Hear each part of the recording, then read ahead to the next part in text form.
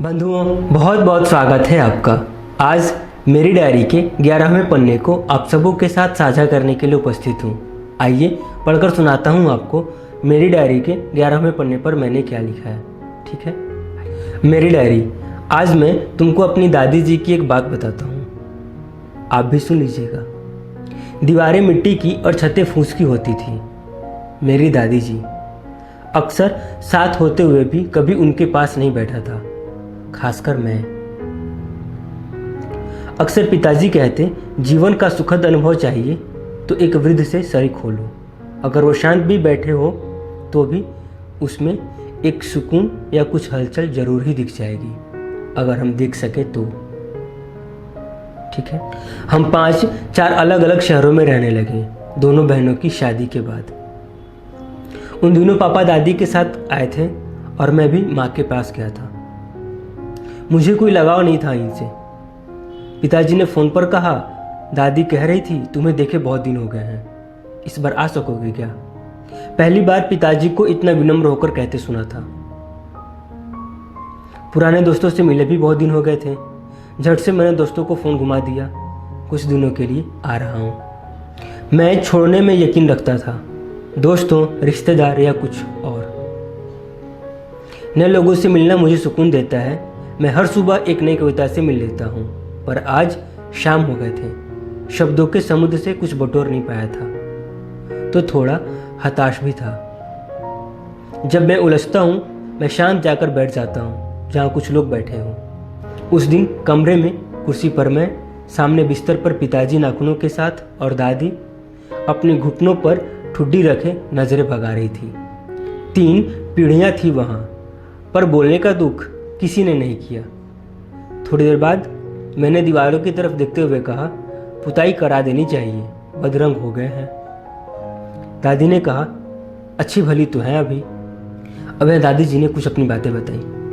मैं जब छोटी थी, हमारे घर की दीवारें मिट्टी की और छतें फूस की होती थीं, और सिर्फ दिवाली में ही उनकी पुताई होती, और वो भी मिट्टी से। मैं चुप हुआ, किंतु थोड़ा आश्चर्य भी।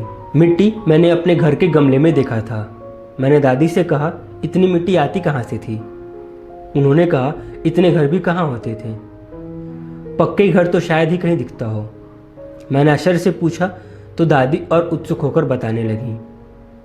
कहा, पहले इतने बर्तन भी कहाँ हुआ करते थे, ड्राम मिट्टी की, ठंडी पानी के लिए मिट्टी का घड़ा, और लोग अपनी ज़रूरत अपनी मेहनत और अपने हुनर से पूरी करते थे। धन मतलब क्या होता है?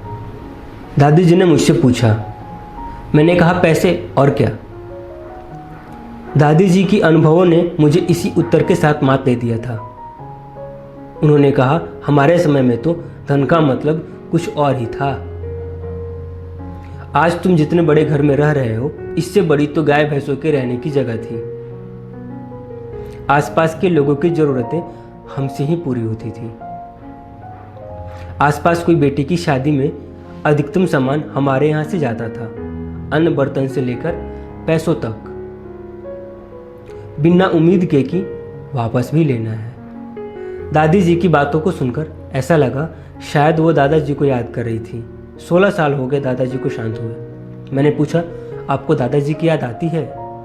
उन्होंने कहा, हाँ, याद तो आती है, पर अपनी सास का बोझ भी तो उतारना है।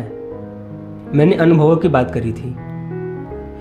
दादी जी ने मेरी हाव भाव को परख लिया था और मेरे कहने से पहले ही कहा, मेरी सास ने मुझसे कहा था, एक घर तभी होता है जहाँ एक औरत रहती हो, और सोने पे सुहागा तब और होता है जब उस औरत के सर पर एक बूढ़ी औरत का सहारा हो। पता है क्यों? क्योंकि हमें हमारे काम का सम्मान नहीं मिलता, और हमारा नाम कुछ ऐसा, बचपन में फलां की बेटी, जवानी में फलां की पत्नी, और बुढ़ापे में फलां की माँ। ये मेरी सास ने मुझसे कहा था जब मैं बहू थी,